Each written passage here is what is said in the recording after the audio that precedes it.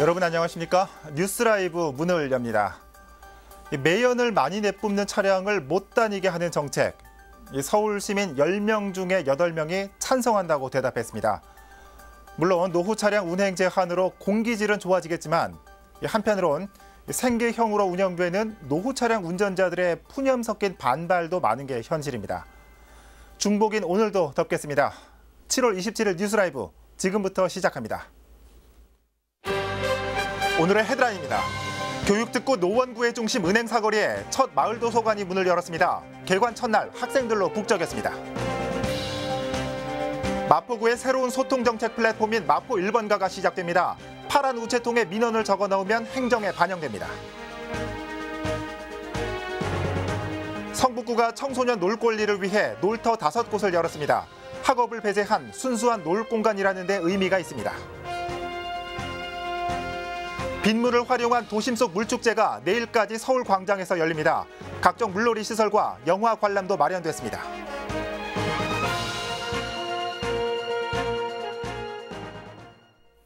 교장 공모제는 교육 경력이 15년 이상이면 누구나 교장이 될 수 있도록 만들어진 제도입니다. 이 교장이 되기 위한 특정 자격보다 이 모두에게 기회를 주기 위한 건데요. 그런데 이 교장 공모제가 이 원래의 취지와는 다르게 운영되고 있다는 문제가 지적됐습니다. 보도에 오신영 기자입니다. 오는 9월 임용을 앞두고 교장 공모제를 실시한 한 중학교입니다. 이 학교에서는 1차 심사를 통해 3명의 후보를 뽑았고 평교사 출신인 교장 후보를 1순위로 선정했습니다. 하지만 교육지원청이 실시한 2차 심사에서는 1순위 후보가 3순위로 밀리며 탈락했습니다. 교장 공모제는 1차 학교 심사와 2차 교육지원청 심사를 거쳐 학부모 등 교육 수요자가 원하는 사람을 교장으로 임명하는 제도입니다. 하지만 1차 심사에서 1순위 후보가 돼도 2차 심사에서 탈락하는 사례가 이달에만 2건이 발생한 겁니다. 서울시의회 교육위원회도 지난 23일 기자회견을 열고 교장 공모제의 문제점을 지적하고 나섰습니다. 1차 학교 심사에 대한 가산점제 마련과 2차 심사에서 평가 항목과 심사 결과를 공개하라는 주장입니다. 교장 자격이 없는 사람도 일선 학교에서 잘하는 분들을 교장으로 시키기 위한 제도잖아요. 일선 학교의 학부형의 의견은 전혀 배제한 채 무슨 일정한 기준에 따라서 정해지는 거잖아요. 그래서 그거는 뭐 과거를 회귀하자는 내용밖에 안 되는 거죠. 2차 심사를 맡은 교육지원청은 서울시 교육청의 결정이 나올 때까지는 상황을 지켜보겠다는 입장입니다. 2차 심사에 대해서는 저희가 그걸로 인해서 감사를 받았고 아직 저희가 공식적으로 통보받은 거는 없고요. 한편 한국교원단체 총연합회는 교장 공모제에 부정적인 입장을 보이는 등 교장 공모제의 제도 개선을 촉구하는 목소리가 곳곳에서 제기됨에 따라 교장 공모제를 둘러싼 논란은 계속될 것으로 보입니다. 딜라이브 서울 경기 케이블 TV 오신영입니다. 마포구가 유동균 마포구청장의 첫 번째 공약이었던 정책 소통 플랫폼 마포 1번가를 본격 가동합니다. 생활 민원에서부터 정책 제안 그리고 고충까지 주민들은 다양한 의견을 파란 우체통을 이용해 제시할 수 있게 됐습니다. 천서연 기자입니다. 마포구 성산동에 사는 강순희 씨가 구청을 찾았습니다. 민원실에 설치된 파란 우체통을 이용해 보려는 것. 평소 구청을 방문했을 때 불편했던 주차 관련 아이디어를 적고 적은 메모지를 이내 파란 우체통에 넣습니다. 또 어차피 하루 종일 세워있는 차는 아래로 내려가고 그다음에 2층에는 그냥 1층에는 일 보시는 분, 일반 서민들이 이용했으면 참 좋겠다는 정책을 제안하고 싶었습니다. 마포구 정책 소통 플랫폼 마포 1번가가 본격 가동을 시작했습니다. 구청을 비롯해 16개 동주민센터에 일제히 파란 우체통이 걸린 것. 각종 생활 민원에서부터 정책 제안, 고충까지 파란 우체통 옆에 비치된 용지에 다양한 의견을 적어 넣으면 구가 취합해 행정에 반영하는 시스템입니다. 동안에는 불편사항이라든지 이렇게 건의사항이 있으면 주민센터 와서 담당자분한테 건의드리고 이렇게 했었는데 이번에는 이렇게 다이렉트로 되니까 이게 잘 되려나 떠와 하기도 하고 그래도 이런 제도가 있으니까 한번 건의해봤습니다. 파란 우체통의 우표는 일주일 단위로 취합됩니다. 취합된 이후 3일 이내 구청의 1차 답변이 휴대폰을 통해 전송되고 정책 제안의 경우 민간자문위원회 심의를 통해 3개월 이내 결과가 알려집니다. 구는 이 같은 마포 1번가 프로젝트 추진을 위해 이미 추진단까지 꾸린 상태입니다. 대부분은 좀 민원성이 많고요. 그중에서도 정책이 한 10여 가지 있는데 좀 저희가 검토해 볼 만한 정책이 있는 것 같습니다. 그래서 저희가 3개월 동안 집중적으로 접수를 받아서 구정 계획에 반영할 생각입니다. 현재 마포 1번가 프로젝트는 오프라인은 물론 홈페이지와 SNS 등 온라인에서도 가동되고 있는 상황. 구는 파란 우체통이 구정에 주민들이 직접 참여하는 열린 소통의 공간이 될 것으로 기대하고 있습니다. 딜라이브 서울경기 케이블 TV 천선입니다. 높은 교육 열기를 자랑하는 노원구 은행 사거리에 마을 도서관이 문을 열었습니다. 개관 첫날 학생들은 물론 피서족까지 도서관을 찾으면서 도서관은 말 그대로 인산인해를 이루었습니다. 박선화 기자의 보도입니다.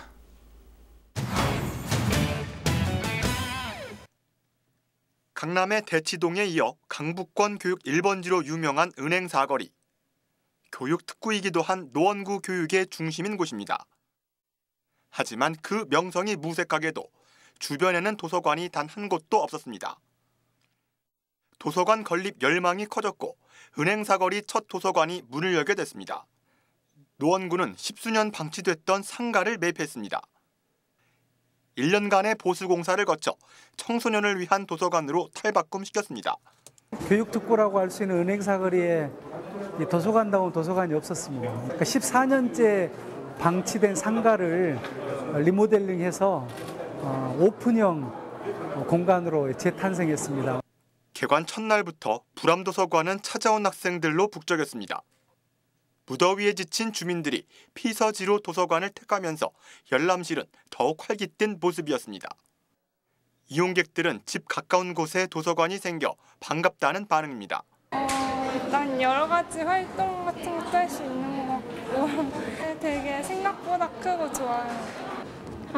노원정부 도서관이 근처에 있긴 했는데 멀리 있어서 다니기 어려운데 이렇게 가까운 곳에 생기니까 좋아요. 불암도서관의 이용 시간은 월요일을 제외한 매주 화요일부터 일요일까지입니다. 도서관에선 앞으로 청소년을 위한 교육 강좌 프로그램도 운영됩니다. 딜라이브 서울경기 케이블 TV 박선아입니다.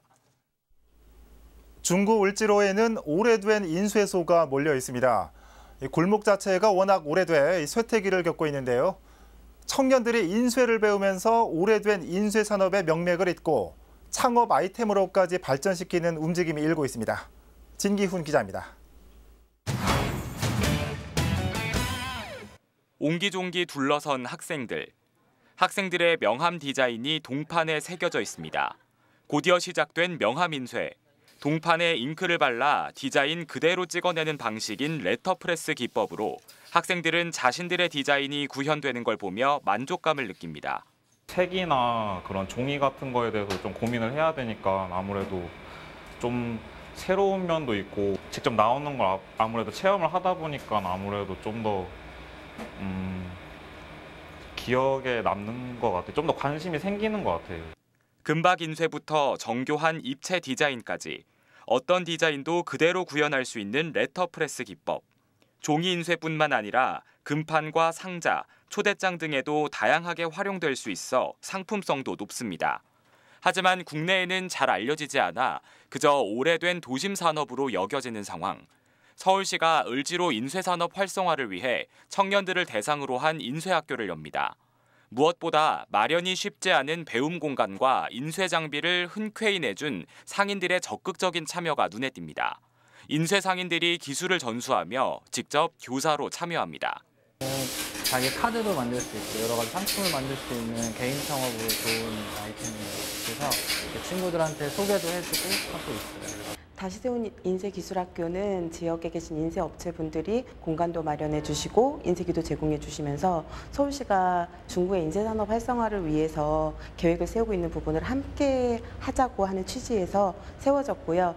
상인들과 손잡고 인쇄산업 부흥은 물론 청년 창업까지 두 마리 토끼를 잡는다는 다시 세운 인쇄기술학교는 신청자 모집을 거쳐 오는 9월부터 본격적으로 운영될 예정입니다. 딜라이브 서울 경기 케이블 TV 진기훈입니다.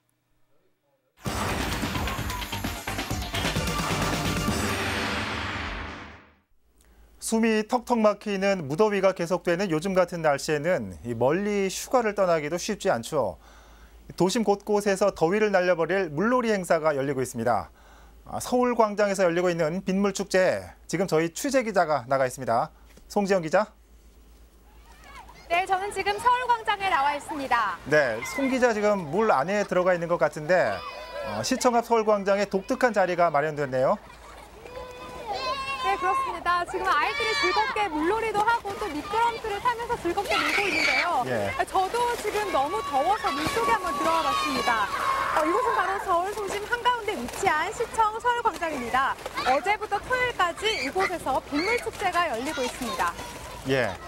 자, 이 빗물축제란 이름을 보니까 빗물을 활용한 축제 같은데 비가 한동안 많이 안 왔죠? 어떤 축제인지 소개 좀 해주실까요? 네, 빗물축제는 벌써 올해로 3번째를 맞이했는데요. 네. 빗물을 이제 서울 광장에 모아놨다가 올해 장마 때 빗물을 활용을 해서 이런 축제를 열고 있는 겁니다. 아이들이 놀고 있는 놀이장을 비롯해서 또 여러 가지 체험 행사들도 마련이 되어 있습니다. 예. 우리 지금 현장에서 우리 직구준 아이들 때문에 소리가 잘 안 들리기도 하는데 시원해 보이긴 합니다. 자, 송 기자, 이 올해 축제에는 어떤 프로그램들이 마련되어 있습니까? 네, 이번에 열리는 축제는 크게 4가지로 나뉩니다. 먼저 네. 빗물 놀이터와 빗물 정원 등 빗물 축제와 빗물 운동회, 풍수회 체험 등 체험 프로그램도 마련이 되어 있습니다. 이외에도 물순환 박람회와 빗물 학교 등도 운영이 되고 있는데요. 예. 어린이들이 가장 좋아하는 빗물 놀이터와 빗물 체험은 오전 10시부터 오후 6시까지 마련이 돼 있어 어린이들이 즐거운 하루를 보낼 수 있을 것으로 보입니다. 예. 그런데 요즘 같은 더위는 어른들도 버티기가 힘들잖아요. 이 어른들을 위한 프로그램은 없습니까?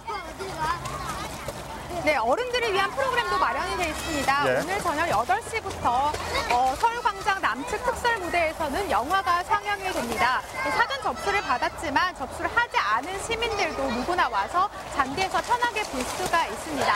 내일은 또 콘서트가 마련이 되어 있는데요. 이 난타 공연이나 여러 가지 가수들의 공연도 마련이 되어 있으니까요. 더운 여름 이곳에 오셔서 더위를 한번 날려보시는 것도 좋을 것 같습니다. 지금까지 서울광장에서 전해드렸습니다. 네.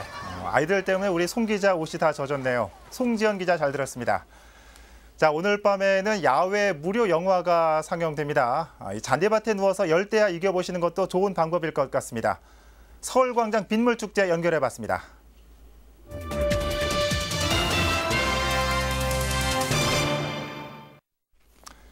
성북구가 청소년들에게 놀 권리를 줘야 한다며 동네 곳곳에 청소년 놀터를 조성하고 있습니다. 친구들과 수다를 떨거나 누워서 휴식을 취하면서 마음대로 시간을 보낼 수 있는 장소입니다. 현장에 이혜진 기자가 다녀왔습니다. 얼마 전 문을 연 청소년 놀터 미음미음. 주택가 한복판에 자리 잡은 이곳은 이 동네 청소년들의 아지트입니다. 설계 당시부터 학생들이 참여해 의견을 내놨고 다락방과 파우더룸 등 청소년들이 꿈꾸던 디자인으로 공간이 채워졌습니다. 성북구의 또 다른 청소년 놀터. 카페를 떠올리게 하는 이곳 역시 청소년들의 자유로운 놀이터입니다. 친구와 수다를 떨거나 영화를 보며 편히 쉴 수 있는 곳. 그야말로 온전히 청소년들을 위한 공간입니다. 뭘 하러 오지는 않는데 그냥 집이랑도 가깝고 시원하니까 오며 가며 자주 들리고 있어요. 시원하고 그다음에 공간이 넓어서 놀기 좀 쉬워요. 편해요. 성북구 청소년 놀터는 특별한 프로그램을 운영하지 않습니다. 아이들이 안전하게 놀 수 있는 공간을 제공하는 데 초점을 맞춘 것. 이곳에서 무엇을 하든 아이들의 자유일 뿐 그 누구도 관여하지 않습니다. 안전하게 자유롭게 머물면서 친구들과의 자유로운 커뮤니티 활동을 촉진하고 그 안에서 이제 원하는 대로 주도성을 가지고 다양한 문화, 여가, 취미 활동들이 이루어지는 공간이라고 보시면 됩니다. 다만 이곳엔 전문 놀이 큐레이터가 상주하고 있습니다. 음악과 미술, 연극 등 다양한 예술 분야를 전공한 전문가들입니다. 청소년들이 보다 잘 놀 수 있도록 같이 놀아주는 것이 그들의 역할입니다. 미술을 했었고 그동안 아이들을 사실 가르쳤는 일을 많이 했었는데 아이들의 어떻게 보면 사교육을 담당했던 일을 했는데 그 부분에서 벗어나서 조금 아이들에게 줄 수 있는 그런 놀거리를 제가 같이 찾아줄 수 있지 않을까 해서 그런 부분. 성북구는 접근성을 높이기 위해 다음 달 정릉동을 시작으로 벌곡동과 보문동에도 청소년 놀터를 확대할 계획입니다. 딜라이브 서울경기 케이블 TV 이혜진입니다.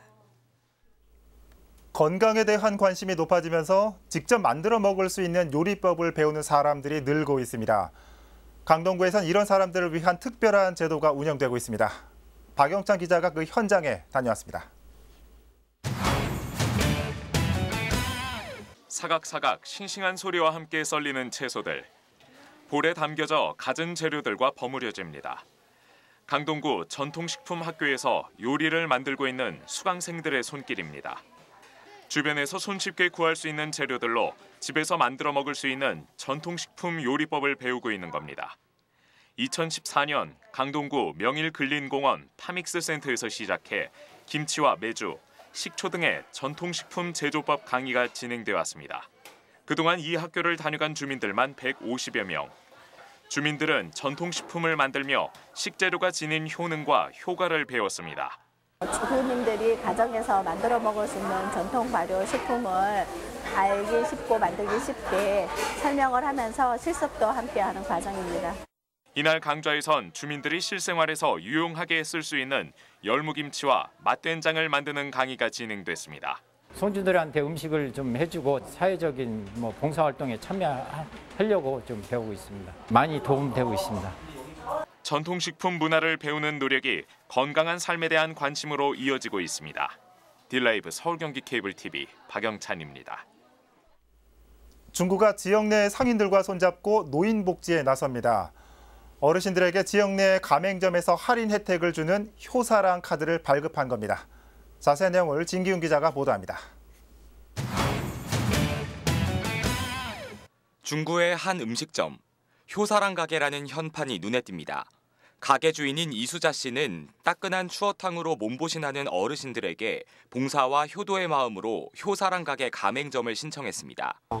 좀 그런 효사랑 카드 만들어 오신 분이 있으면 해줄 수 있느냐 그래서 흔쾌히 얘기했죠. 아니 그냥도 줄 수 있는데 돈 주고 먹는 건데 좀 싸게 드린 것뿐인데 왜 못하냐고 한다고 했어요. 중구에서 33년째 미용실을 운영하는 황정훈 씨도 봉사하는 마음으로 어르신들에게 미용 비용을 할인해 주기로 했습니다. 영업 이익의 목적만 두는 것보다 노인분들이니까 좀 싸게 해드려야지 어머니 같고 이러니까 그렇게 하고 있어요.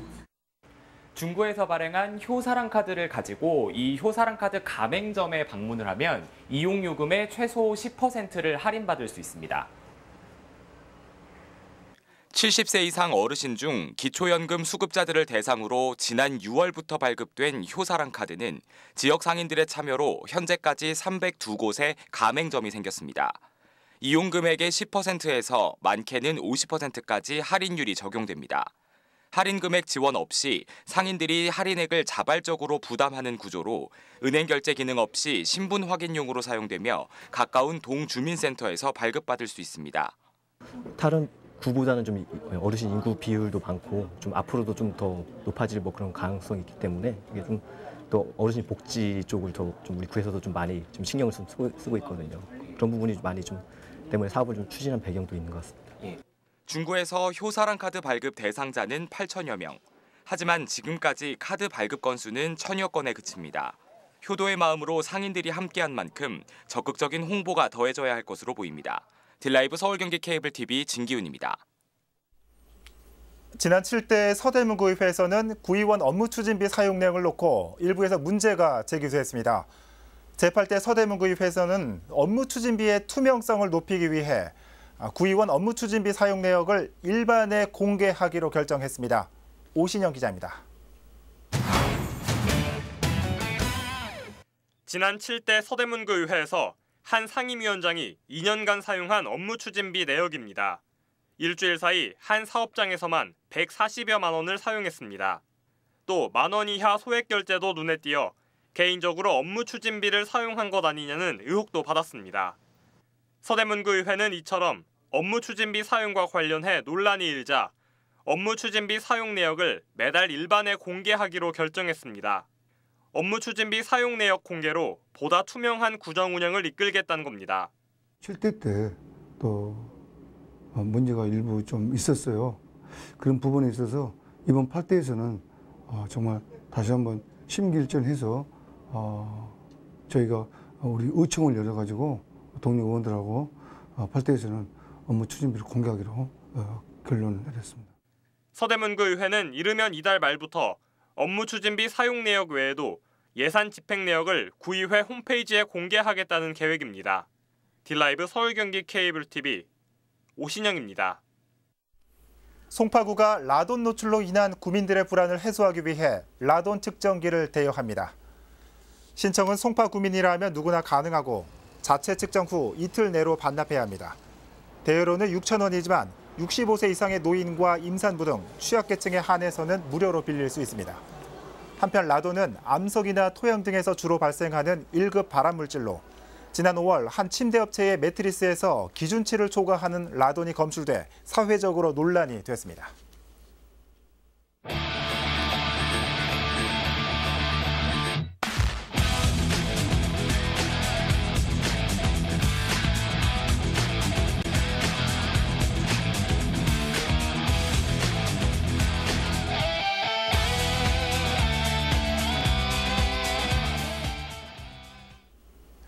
어제 전해드린 수수료 제로, 서울시의 서울페이에 우려의 목소리가 나오고 있습니다.